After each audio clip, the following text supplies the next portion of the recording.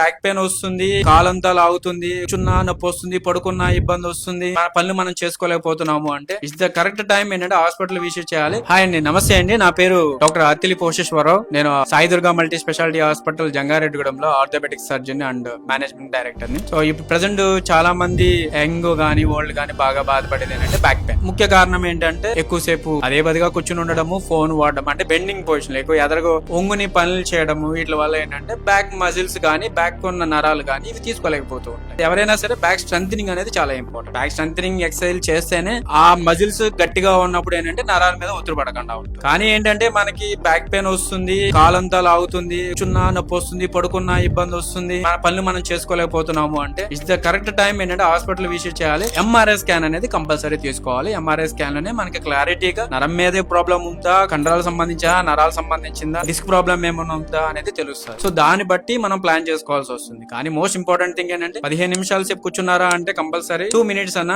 లేసి కొంచెం బ్యాక్ కి సపోర్ట్ అనేది చేస్తూ ఉండాలి. కూర్చునే పోస్చర్ కంపల్సరీ మార్చుకోవాలి. ముఖ్యంగా యంగ్ వాళ్ళకి చెప్పేది ఏంటంటే బ్యాక్ స్ట్రెంథనింగ్ ఎక్సర్సైజ్ చేయడం చాలా ఇంపార్టెంట్. Thank you.